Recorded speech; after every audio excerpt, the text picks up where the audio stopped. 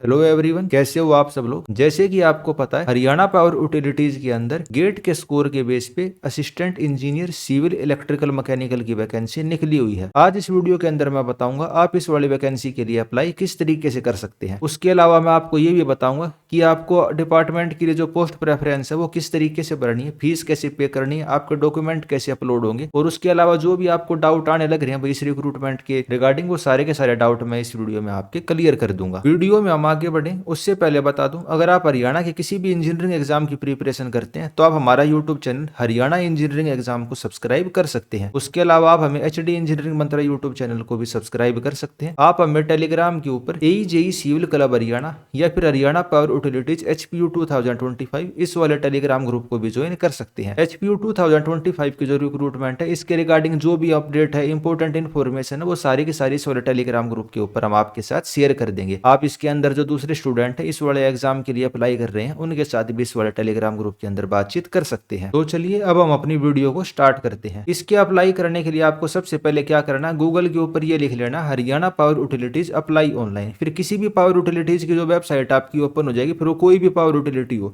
HVPNL की हो, UHBVN की हो, DHBVN की हो, HPGCL की हो, किसी भी पावर यूटिलिटीज की आप वेबसाइट के ऊपर जाएंगे तो आपको ये वाला नोटिफिकेशन वहां पे मिल जाएगा भाई, जो पूरी की पूरी एडवर्टीजमेंट है हरियाणा पावर यूटिलिटीज आपको मिल जाएगी। साथ में अप्लाई ऑनलाइन का लिंक भी दे रखा होगा, आपको इसके ऊपर क्लिक करना है।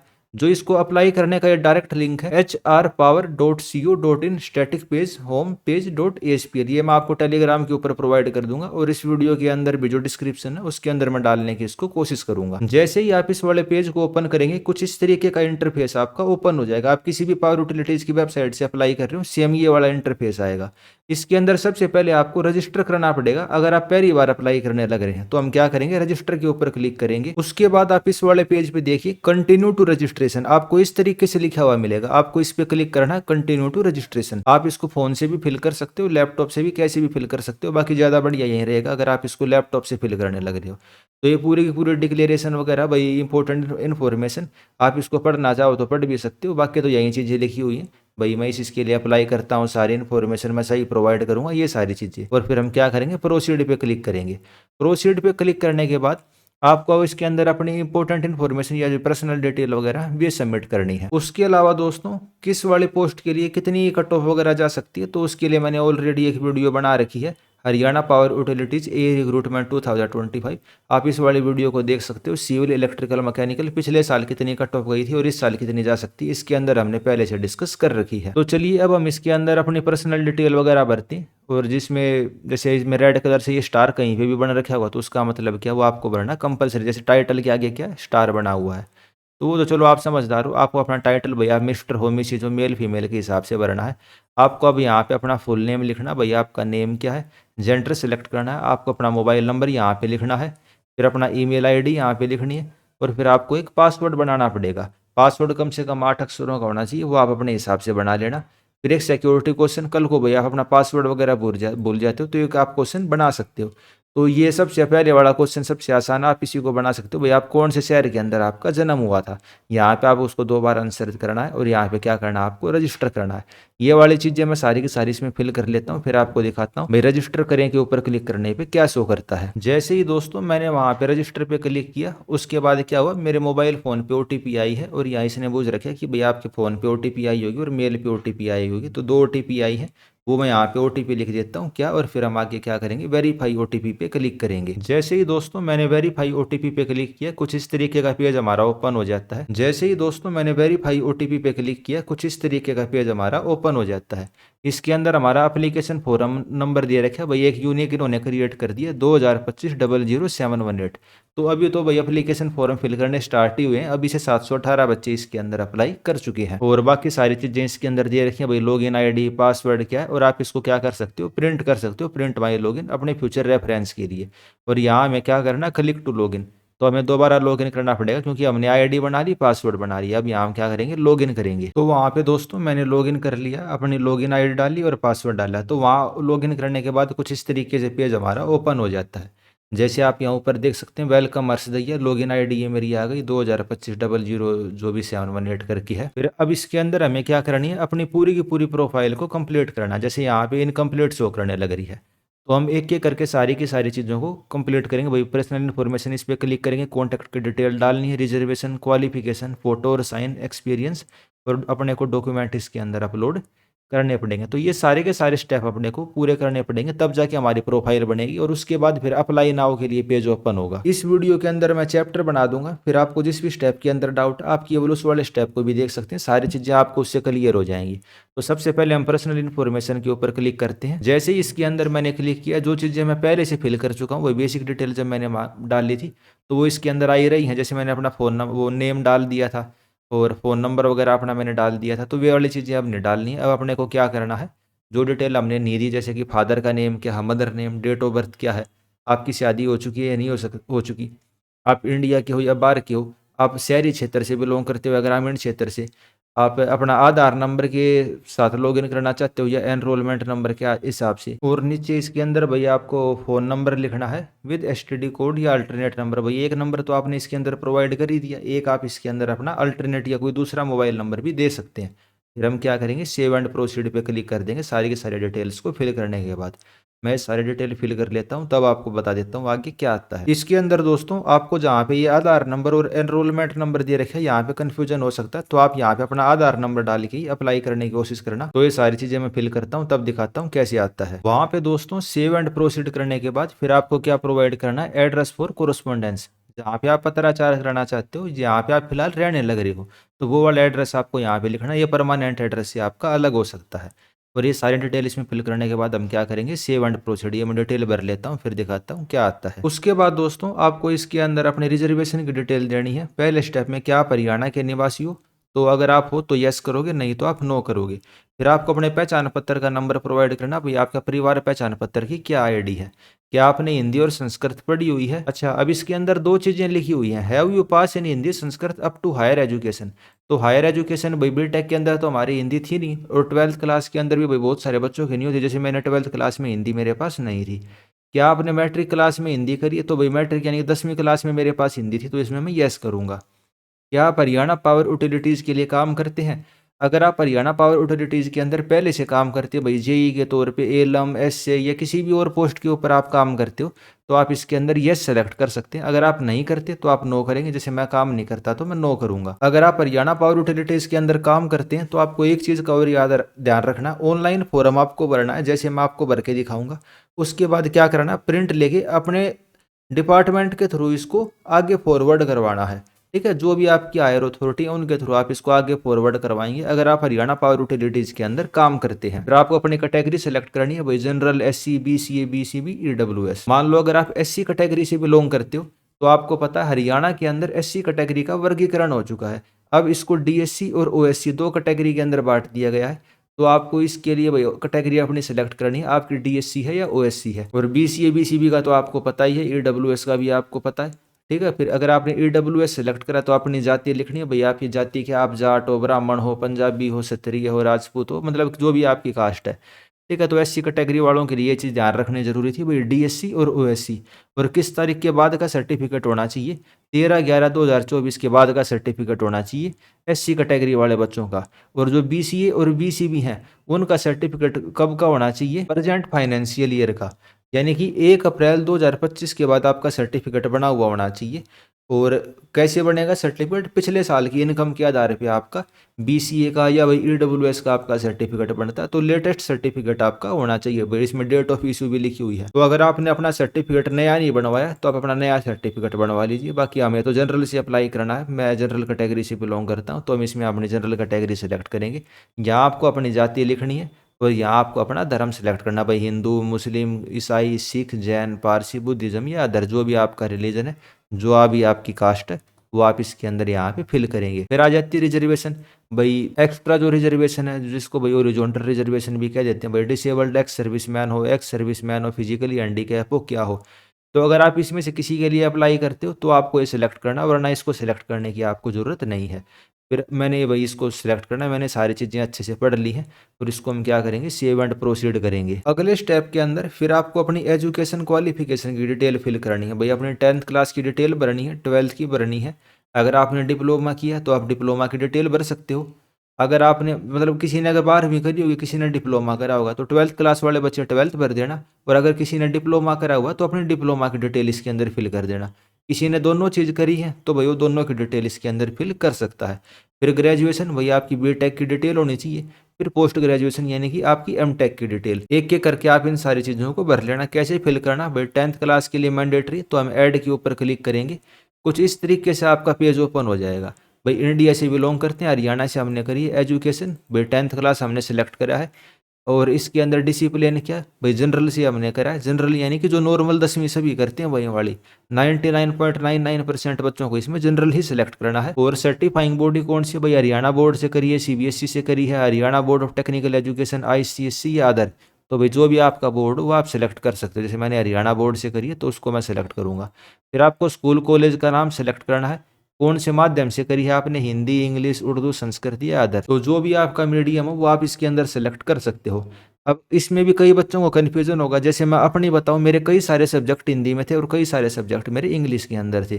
साइंस हो गई, मैथ हो गई, ये तो मेरे पास इंग्लिश के अंदर थी। लेकिन जो फिजिकल एजुकेशन थी और एसएसटी थी यानी कि इतिहास वगैरह, वो मेरे पास हिंदी के अंदर थी।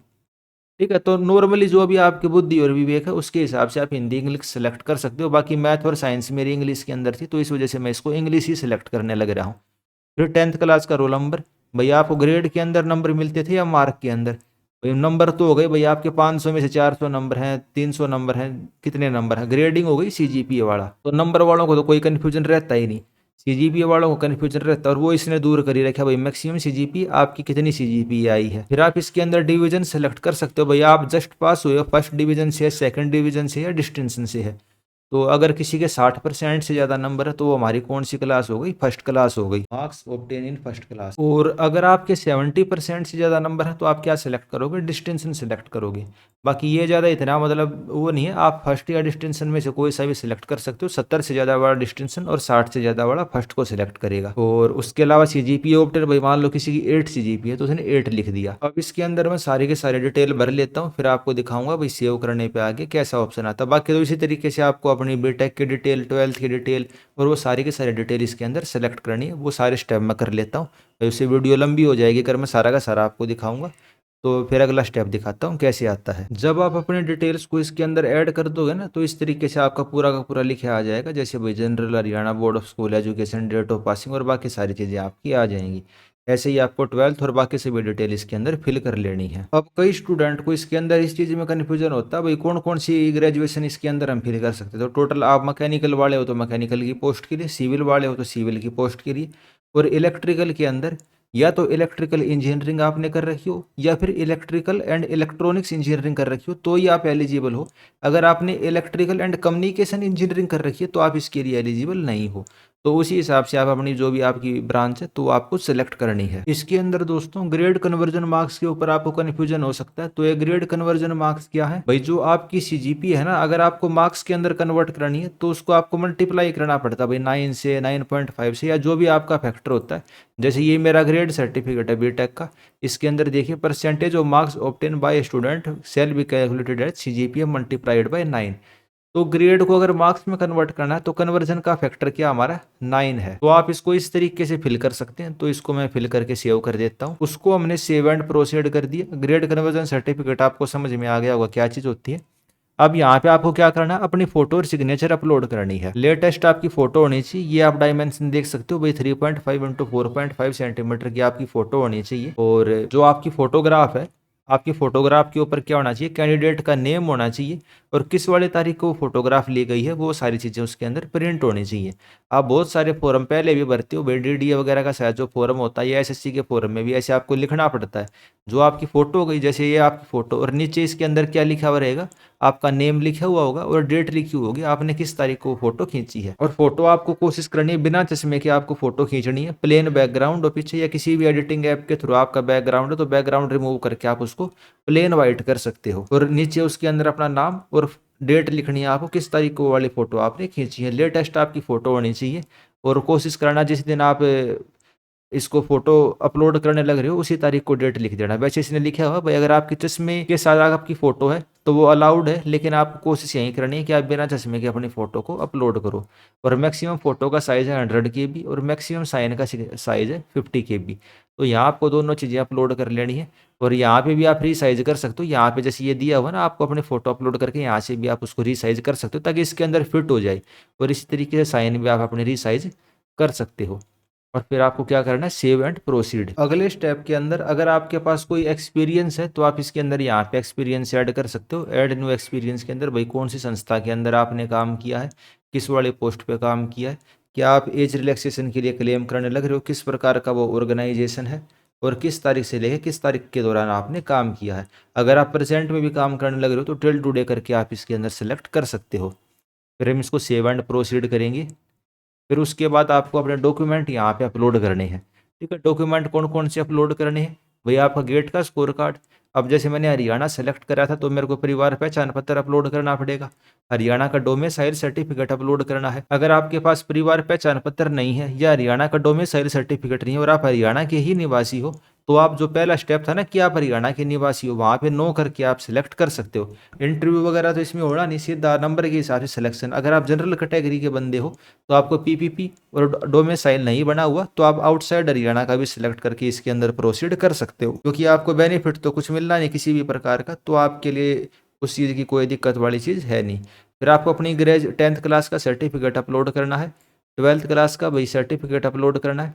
जैसे मैंने 10th क्लास जनरल सेलेक्ट किया था और 12th क्लास मैंने पीसीएम, भाई मेरे पास फिजिक्स केमिस्ट्री मैथ थी और बीटेक भाई सिविल इंजीनियरिंग से करी हुई है, तो मैं सारी की सारी चीज़ें यहाँ पे अपलोड करूँगा। अब बीटेक के अंदर बच्चों को ये वाला डाउट रहता है कि भाई सर मेरा तो रिजल्ट नहीं आया है।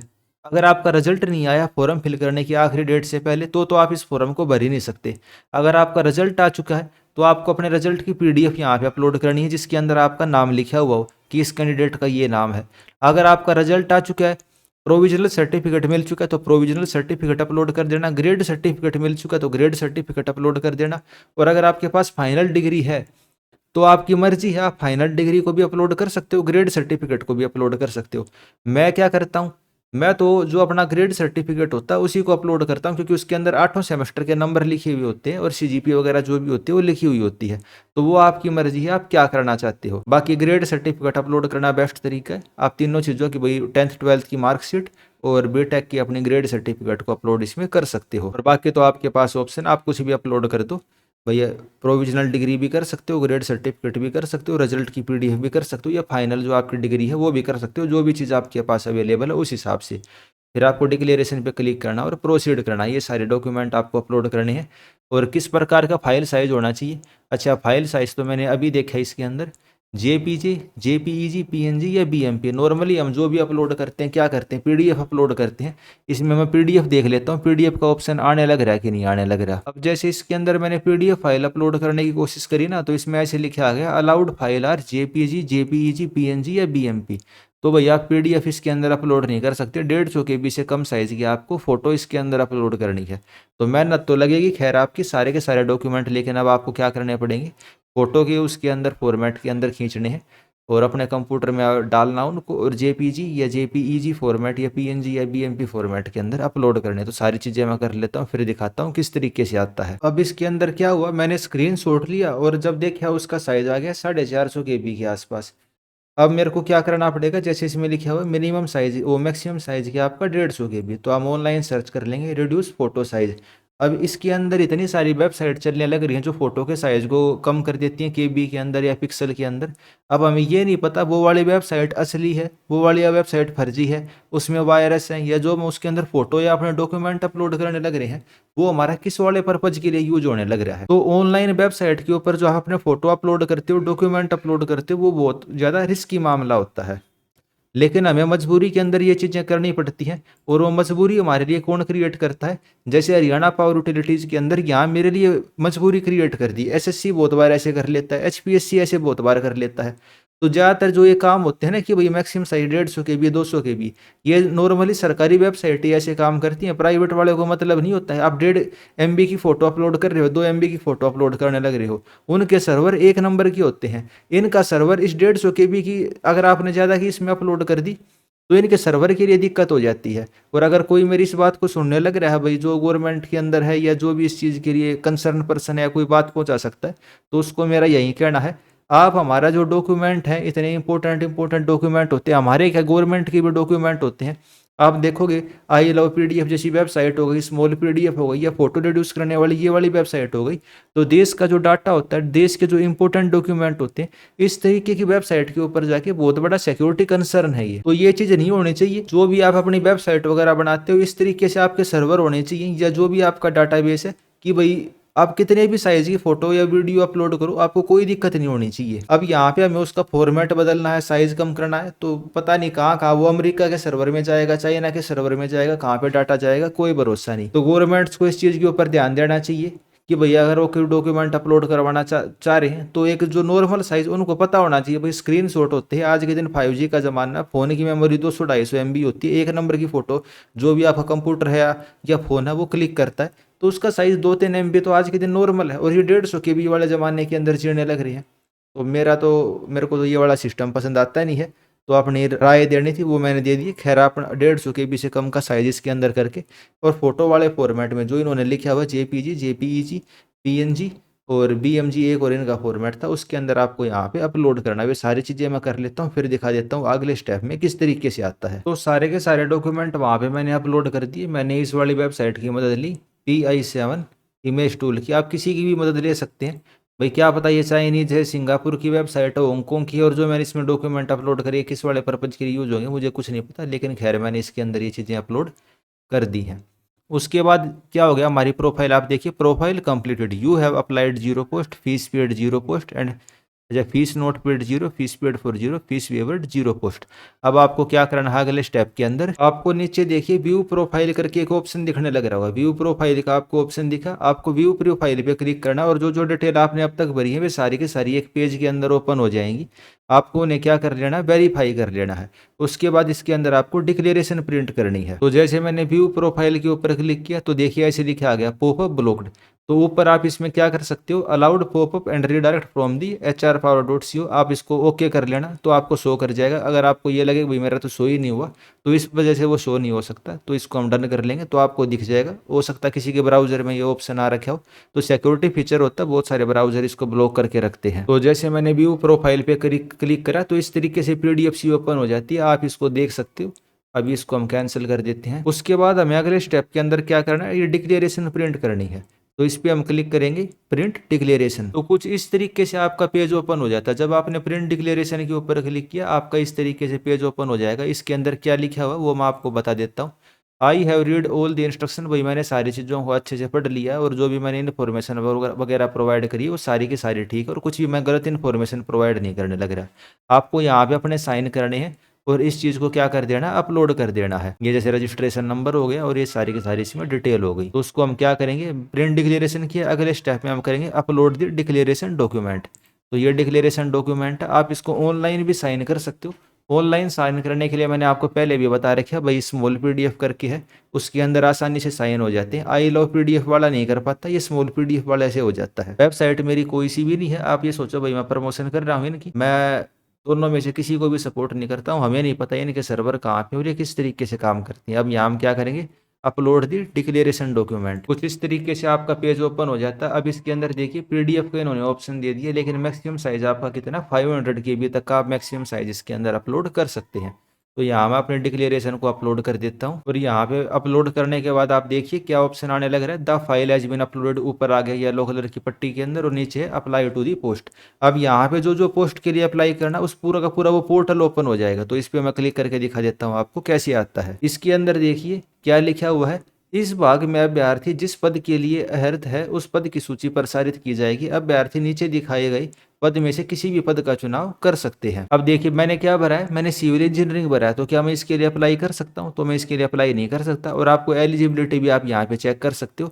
भाई इलेक्ट्रिकल के लिए एलिजिबिलिटी क्या, आपके पास इलेक्ट्रिकल इंजीनियरिंग या फिर इलेक्ट्रॉनिक्स इंजीनियरिंग की आपके पास डिग्री होनी चाहिए और मिनिमम मार्क्स आपके कितने 60% है जनरल के लिए और 55% आपके एससी कैटेगरी के लिए।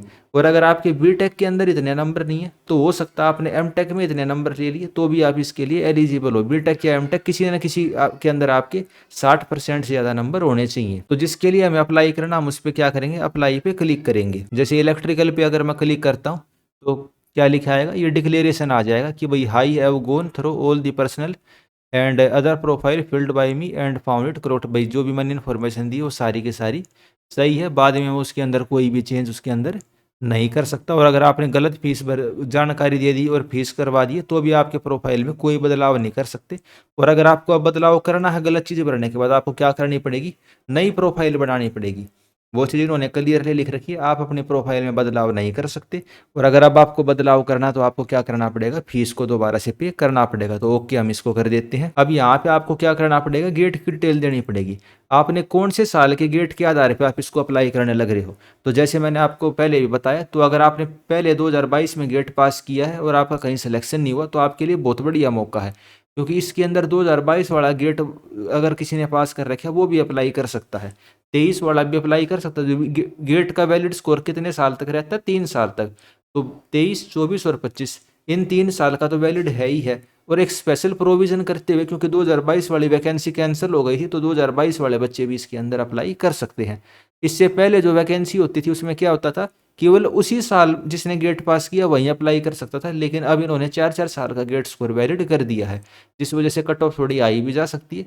लेकिन जो पुराना किसी बच्चे ने गेट पास किया उसके लिए बढ़िया मौका भी है। अब मैंने तो 22 वाला भी पास किया हुआ है और 23 में मैंने एग्ज़ाम दिया नहीं, अच्छा 22 वाला मैंने एग्ज़ाम दिया नहीं, 23 वाला मैंने पास किया हुआ, 24 वाला भी मैंने पास किया, 2025 में मैंने फिर से एग्ज़ाम नहीं दिया। तो मेरा बेस्ट स्कोर 2024 के अंदर था तो वो मैंने सेलेक्ट कर लिया।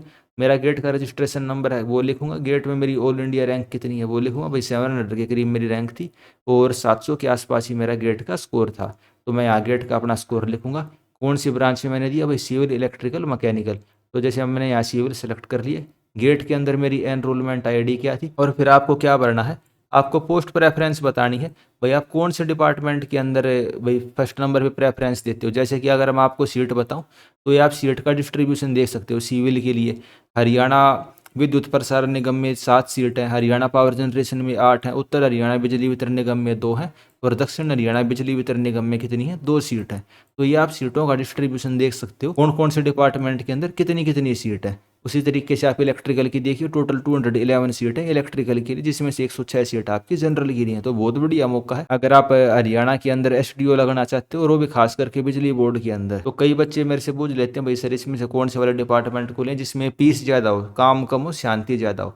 तो भाई बात ऐसी है, शांति तो आपको कहीं पे नहीं मिलेगी और शांति जैसा कोई कंसेप्ट होता भी नहीं है। तो भाई आपको पीस वाला कंसेप्ट तो समझ में आ गया होगा, लेकिन कई बच्चे फिर भी रहते हैं कि सर हमें तो पीस की तरफ ही जाना है। ठीक है, तो अपना पैर अगर आप कुल्हाड़ी के ऊपर मारना चाहते हो तो जो ये पावर जनरेशन वाली हैं और डिस्ट्रीब्यूशन वाली कंपनी है आप उनको फर्स्ट पोजीशन पे रख सकते हो। जैसे कि HPGCL Haryana power generation corporation limited और हरियाणा विद्युत प्रसारण निगम लिमिटेड, इनको आप पहले नंबर पे रख सकते हो, क्योंकि इसके अंदर क्या है, जो पब्लिक डीलिंग होती है वो ज़्यादा नहीं होती। ठीक है, तो इस वाली जो पोस्ट होती है इनको आप पहले नंबर पे रख सकते हो अगर आपको बहुत ज़्यादा ही पीस चाहिए तो। और बाकी तो बिजली का काम है, बिजली के काम में पीस की उम्मीद रखना तो एक बढ़िया चीज़ नहीं है। ये तो इमरजेंसी वाला काम होता है, अगर आपकी जॉब लग भी गई तो 24 घंटे आपकी इमरजेंसी रहेगी और सरकारी सेवक आप बनोगे, सरकारी नौकरी आप करने लग रहे हो। ग्रुप बी की लेवल 9 की ये गजेटेड पोस्ट है, एक टॉप लेवल की नौकरी, सरकारी नौकरी मानो आप इसको, सरकारी ही है मानो क्या। ठीक है, तो सैलरी भी बढ़िया रहेगी और जो अदर बेनिफिट होते हैं वो तो आपको पता ही है, वो भी बिजली बोर्ड में कितने ज़्यादा रहते हैं। जो भी गवर्नमेंट देती है मैं उस बेनिफिट की बात कर रहा हूँ भाई, HRA, हाउस रेंट और बाकी आप समझदार हो ही। और अगर किसी को पीस वाला फैक्टर नहीं देखना, उसको ये देखना कि भाई सरकारी नौकरी को हम करते किस लिए है, उस वाले फैक्टर के हिसाब से देखें तो आप किस वाले डिपार्टमेंट को पहले भर सकते हो सबसे पहली, और उसी को आपको मतलब प्रेफरेंस देनी है। जो प्रेफरेंस अब मैं आपको दिखाऊंगा आपको वही वाली प्रेफरेंस लिखनी है। आप सिविल के बच्चे हो तब भी, इलेक्ट्रिकल के स्टूडेंट हो तब भी। तो इसमें हम क्या करेंगे, सबसे पहले पे आप रखेंगे DHBVN। DHBVN क्यों लिखेंगे, क्योंकि एक तो इसके अंदर ये गुड़गांव हो गया, फरीदाबाद हो गया, ये वाले इसके अंदर जिले आते हैं और दिल्ली से पास भी है। अगर आप दूसरे स्टेट के रहने वाले हो, आउटसाइड हरियाणा, तो डीएचबी में आपके लिए बढ़िया है। फिर आप दूसरे पे लिखोगे उत्तर हरियाणा बिजली वितरण निगम। अगर आप हरियाणा के ही स्टूडेंट हो तो उसी हिसाब से आप देख लेना डीएच और यूएच उसके अंदर कौन कौन से जिले आते हैं, उस हिसाब से आप इसके अंदर सिलेक्ट कर सकते हो। डीएच के अंदर तो दक्षिण हरियाणा वाले आ गए, वही गुड़गांव, फरीदाबाद, पलवल, महेंद्रगढ़, और एक दो इसके अंदर जैसे जींद तक का जो एरिया है ना वो डीएच के अंदर आता है, और जींद से ऊपर वाला एरिया हो गया वो यूएच के अंदर, भाई सोनीपत, रोहतक, कुरुक्षेत्र, फरीदाबाद, वो फरीदा कह रहा हूँ पंचकुला और यमुनानगर, तो वो हमारा किसके अंदर आ जाता है, वो उत्तर हरियाणा में आ जाता है। तो जिस भी एरिया के अंदर आप रहते हो वो आप उत्तर दक्षिण अपने हिसाब से देख लेना। और फिर आ जाते हैं हरियाणा विद्युत प्रसारण और Haryana power generation corporation limited, ये आप अपने हिसाब से भर सकते हो। अगर आपको शांति ज़्यादा चाहिए तो आप इन दोनों में से कोई भर सकते हो, और अगर आपको शांति नहीं चाहिए, और शांति वाला कंसेप्ट तो मैंने आपको बता ही दिया, शांति आती है पैसे से, और पैसा कहाँ पे ज़्यादा है, यूएच और डीएच के अंदर आपका पैसा ज़्यादा रहेगा। तो अगर आपको शांति भी चाहिए, पैसे भी चाहिए, तो डीएच और यूएच आपके लिए बेस्ट प्रेफरेंस है। और फिर आप इनको फिल कर सकते हो। हरियाणा विद्युत प्रसारण निगम लिमिटेड को आप तीसरे पर रख देना, और चौथे नंबर पे आप किसको रख देना, Haryana power generation corporation limited को रख देना।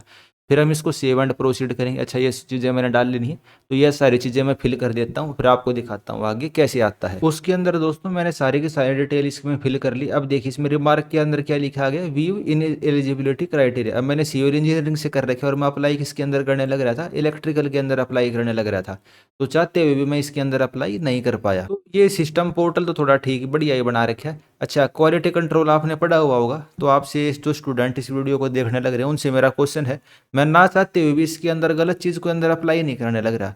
तो क्वालिटी कंट्रोल का कौन से वाला प्रिंसिपल होता है, उसको हम क्या बोलते हैं, क्या उसको हम पोकायो का सिस्टम बोलते हैं या कुछ और बोलते हैं, तो वो आप नाम बता सकते हो। तो अब मैं किसके लिए अप्लाई करूंगा, सिविल वाले के लिए अप्लाई करूंगा। या हम अप्लाई पे क्लिक करते हैं, ओके करेंगे, सारी की सारी डिटेल इसमें फिल करेंगे। तो डिटेल इसके अंदर जो मैंने पहले से भरी थी वे सारी की सारी डिटेल इसके अंदर आ गई है। अब देखिए गेट एनरोलमेंट आईडी भी मांग रखी है। अब मैं तो क्या करता हूँ, अपने सारे के सारे डॉक्यूमेंट को संभाल के रखता हूँ, तो मेरे लिए तो एनरोलमेंट आईडी ढूंढना बहुत आसान था। लेकिन जिस बच्चे ने 2022 में अप्लाई करा होगा वो अपनी एनरोलमेंट आईडी को भूल चुका होगा, और गेट की एनरोलमेंट आईडी को दोबारा पता करने का कोई तरीका है भी नहीं। अगर आपने गेट का स्कोर कार्ड, वे टाइम देते हैं 15-20 दिन का, उसके अंदर अगर आपने डाउनलोड कर लिया तो ठीक बात है, उसके बाद आप अपने गेट के स्कोर कार्ड को डाउनलोड भी नहीं कर सकते। तो ये एक तरीका रहता है गेट वालों का कि भाई बेफालतू में कोई भी बच्चा वेबसाइट के ऊपर लोड ना बढ़ाता है। तो अगर आपके पास गेट की एनरोलमेंट आईडी आपको पता है, या आपके पास डॉक्यूमेंट में फाइल फोल्डर में कहीं पे रखे हैं आपके डॉक्यूमेंट वगैरह, तो आप वहाँ पे चेक कर सकते हो। अगर आपने ऐसा कुछ सिस्टम नहीं बना रखा तो आपके लिए ये वेकअप कॉल है। आगे से आप जिस भी फॉर्म के लिए अप्लाई करो उसका एप्लीकेशन फॉर्म, प्रिंट आउट, जितनी भी चीज़ें, एक फाइल बना के उसके अंदर सेव करना शुरू कर दो, आपके लिए एक वेकअप कॉल। तो मेरे पास तो सारे डॉक्यूमेंट अपने फाइल के अंदर और अच्छे से मैं तो सेव करके रखता हूँ अपनी सारी चीज़ों को। तो मैंने अपनी सारी चीज़ें इसमें फिल कर दी, मैं सेव एंड प्रोसीड करूँगा। अब देखिए इसके अंदर क्या लिखा हुआ आ गया, मैं उसके लिए क्या कर सकता हूँ, अप्लाई कर सकता हूँ। मैंने क्या कर दिया, अप्लाई कर दिया। You have applied successfully, please click on the applied post form link available. अब दो ही ऑप्शन दिखने लग रहे हैं इसमें, एक तो इलेक्ट्रिकल का, एक मैकेनिकल का। तो मैं क्या करूंगा, व्यू अप्लाइड पोस्ट। मैं सिविल के लिए एलिजिबल था, मैंने अप्लाई कर दिया, पोस्ट प्रेफरेंस मैंने बता दी कैसे भरनी है आपको, तो व्यू अप्लाइड पोस्ट के लिए देखूंगा। तो assistant engineer civil under the civil cadre, current status क्या है, अप्लाइड का है। लास्ट डेट अप्लाई करने की क्या है, 29 अक्टूबर 2025 से पहले पहले मेरे को इसके लिए अप्लाई करना है। और फीस मैंने भरी नहीं है, तो मैं क्या करूँगा, फीस इसकी भरूंगा। कितनी फीस है जनरल कैटेगरी के लिए, तो जनरल कैटेगरी के लिए इसमें 590 रुपये फीस है। जनरल के लिए इसमें आपकी कितनी फीस है, 590 रुपीज़ है। 18% का जीएसटी भी लगेगा। तो जीएसटी जो बजट महोत्सव जो प्रधानमंत्री जी ने लॉन्च करा था अभी कुछ दिन पहले, तो उसमें आप बता सकते हो। अच्छा, ये भी आपका जीके जीएस का क्वेश्चन हो गया, तो थोड़ा कॉमेडी वाला फैक्टर भी इस वीडियो के अंदर हम ऐड कर देते हैं। जीएसटी बजट महोत्सव जो कि प्रधानमंत्री ने लाल किले से 15 अगस्त 2025 को जिसकी घोषणा करी थी, और बाद में वो फाइनेंस मिनिस्टर ने उसको लॉन्च किया है, तो उसके अंदर जो एजुकेशन इंस्टीट्यूट्स हैं उसके ऊपर कितना % जीएसटी लगाया जा रहा है, तो वो वाली चीज़ आप इसके अंदर बता सकते हैं। एजुकेशन इंस्टीट्यूट्स पे कितना जीएसटी है, भाई जो नॉर्मल वाले हैं, और अगर आप कोई फॉर्म वगैरह अप्लाई करते हो तो उसके लिए कितना जीएसटी है, जो 18% ले रहे हैं, क्या ये नए वाले जीएसटी के अंदर आता है या पुराने वाले जीएसटी रेट के हिसाब से इसके अंदर ये अप्लाई कर रखा है। तो जनरल के लिए 590 रुपये फीस है, वो आप देख सकते हो। SC ST और OBC के लिए ये वाली फीस है, और अगर आप पर्सन विद डिसेबिलिटी हो, हरियाणा से बिलोंग करते हो, तो आपके लिए कोई भी फीस नहीं है। तो यहाँ हम क्या करेंगे, मेक पेमेंट के ऊपर क्लिक करेंगे और पेमेंट करेंगे। पेमेंट में आपको ये याद रखना, कुछ भी रिफ्रेश नहीं दबाना है, रीलोड नहीं करना है या कोई भी और चीज़ नहीं करनी है, ताकि आप एक बारी में ही इसके लिए अप्लाई कर सको। तो अब मैं इस पर क्लिक करता हूँ मेक पेमेंट के ऊपर। कुछ इस तरीके से आपका पेज ओपन हो जाता है। भाई आपको पेमेंट करनी है, मेरे को सिलेक्ट करना है assistant engineer civil under civil cadre, 590 रुपये की फीस भरनी है। आखिरी तारीख क्या है, 29 अक्टूबर 2025 से मैं फीस को पहले फीस को भर सकता हूँ। प्रोसीड टू पेमेंट के ऊपर क्लिक करूँगा, इस तरीके से पेज आ जाएगा। टर्म एंड कंडीशन को हम एग्री करेंगे, प्रोसीड करेंगे। अच्छा, पेमेंट मेथड को सिलेक्ट करना, हम ऑनलाइन पेमेंट करेंगे। अच्छा, पेमेंट गेटवे के थ्रू करेंगे। फिर हमारा भाई ये आ जाता है कि भाई आपको पेमेंट गेटवे के ऊपर हम लेके जाने लग रहे हैं। प्रोसीड करते हैं, ओके करते हैं। रिफ्रेश वगैरह आपको कुछ भी नहीं करना इस पूरे के पूरे प्रोसेस के दौरान। ओके करा, ये पेमेंट का गेटवे आ गया। भाई आप यूपीआई से करना चाहते हो, कैसे करना चाहते हो, क्यूआर कोड को जनरेट करेंगे या भाई सिंपल गूगल पे या भाई भीम से हम कर सकते हैं। गूगल पे की आईडी डाल लेंगे, वेरीफाई करेंगे और पेमेंट को कर देंगे।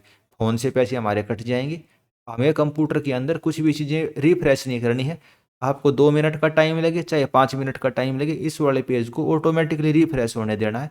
वरना फिर आप बाद में कमेंट करते रहते हो कि जी हमारे तो फीस कट गई, ये हो गया वो हो गया, तो वो वाली चीज़ आपको नहीं करनी है। ठीक है, तो आप गूगल पे, फ़ोन पे, भीम या जो भी तरीका उस वाले माध्यम से आप इस वाले पेमेंट को कर सकते हो। अगर आपने हमारे यूट्यूब के ऊपर अभी तक सब्सक्राइब नहीं किया तो आप हमें यूट्यूब के ऊपर हरियाणा इंजीनियरिंग एग्जाम या एचडी इंजीनियरिंग मंत्रा के ऊपर सब्सक्राइब कर सकते हैं। टेलीग्राम के ऊपर आप हमें हरियाणा पावर यूटिलिटीज़ HPU 2025 के ऊपर ज्वाइन कर सकते हैं, अगर आप स्पेशल हरियाणा पावर यूटिलिटीज़ के लिए प्रिपरेशन करते हैं। अगर आप और किसी एग्ज़ाम के लिए प्रिपरेशन करने लग रहे हो, जैसे हरियाणा के सिविल इंजीनियरिंग एग्जाम, तो AE सिविल क्लब हरियाणा या हमारे दूसरे जो टेलीग्राम ग्रुप है, आप उनको भी ज्वाइन कर सकते हैं। तो आखिरी स्टेप के अंदर क्या होगा, जब आपकी पेमेंट फ़ोन से कट जाएगी तो इस तरीके से आपका येलो पे लिखा हुआ आ जाएगा, your payment has been made successfully, please take out the print. भाई आपकी पेमेंट सक्सेसफुली हो गई है, आप अपना प्रिंट ले लो। प्रिंट करने के बाद इस तरीके से आपकी ट्रांजेक्शन ID आ जाएगी। टोटल फीस कितनी है, किस तारीख को आपने पेमेंट करी, पेमेंट का स्टेटस क्या, भाई हमने पेमेंट कर दी है, और भाई पावर यूटिलिटी को। और आपको प्रिंट ले लेना है, इस चीज़ को ध्यान रखना, प्रिंट ले लेना है और अपने फाइल के अंदर या तो इसको ऑनलाइन सेव करके रखोगे आप, या भाई आप जो आपने फाइल फोल्डर हार्ड कॉपी के अंदर भी आप इसके प्रिंट को सेव करके रखोगे, ताकि फ्यूचर में आपके पास डॉक्यूमेंट प्रूफ के तौर पे सेव रखा रहे। तो आपको प्रिंट जरूर करना, फीस पेमेंट के बाद आपको यहाँ पे क्लिक करके प्रिंट कर लेना है। और इस तरीके से भाई ऐसे प्रिंट का ऑप्शन भी आ जाएगा, जब आप इसको प्रिंट ले लोगे। प्रिंट योर प्रोफाइल भी आपको प्रिंट कर लेनी है, जो आपको मैंने शुरुआत में बताई थी, और जो ये फाइनल है आप पेमेंट करने के बाद भी ये आपको प्रिंट ले लेना है। यहाँ से तो आपको रिसिप्ट प्रिंट होगी जो आपने फीस भरी है, और यहाँ से जो आपका प्रिंटर से का ऑप्शन बना हुआ है, यहाँ से आपका क्या वो हो जाएगा, यहाँ से आपकी पूरी की पूरी जो प्रोफाइल है और आपने भाई इस चीज़ के लिए अप्लाई कर दिया है, उस चीज़ का जो पूरा का पूरा फॉर्मेट है या आपकी एप्लीकेशन फॉर्म पूरी की पूरी यहाँ से प्रिंट आउट हो जाएगी। Please take a print out of your profile with the applied post detail, view print button only appear if the payment status is paid. यानी कि जो आपका फाइनल स्टेप के अंदर इस तरीके से दिखाई देने लग रहा है ना भाई, assistant engineer civil electrical mechanical, जिसके लिए भी आपने अप्लाई करा है, और व्यू प्रिंट के ऊपर ये प्रिंटर के अंदर प्रिंट लेने के बाद इस तरीके से ऑप्शन आने लग रहा है, तो इसका मतलब क्या है, आपकी पेमेंट सक्सेसफुली हो चुकी है। ये पेड आएगा और लाल रंग से यहाँ पे अप्लाइड लिखा हुआ आएगा, तब आपकी पेमेंट सक्सेसफुली मानी जाएगी।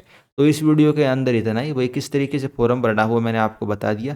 कट ऑफ के बारे में कोई भी डाउट आपका तो ये 23 मिनट 58 सेकंड की वीडियो हरियाणा पावर यूटिलिटीज ए रिक्रूटमेंट 2025, जो दोनों चैनल के ऊपर मैंने अपलोड कर रखी है, आप किसी भी चैनल के ऊपर जाके इसको देख सकते हैं। सिविल इलेक्ट्रिकल मैकेनिकल तीनों की एक्सपेक्टेड कट ऑफ के बारे में हमने इसमें डिस्कशन कर रखा है। उसके अलावा पूरी वीडियो तो मैंने बना दी है, फिर भी आपका कोई डाउट रह जाता फॉर्म फिल के रिगार्डिंग या और किसी चीज़ के रिगार्डिंग, तो आप कमेंट करके पूछ सकते हैं। तो इस वीडियो के अंदर हम इतना ही रखते हैं। मेरे हिसाब से आपके सारे डाउट क्लियर हो गए होंगे। आपने हमें अभी तक सब्सक्राइब नहीं किया तो आप हमें सब्सक्राइब कर लीजिए, टेलीग्राम के ऊपर आप हमें ज्वाइन कर लीजिए। इस वीडियो में इतना ही, धन्यवाद।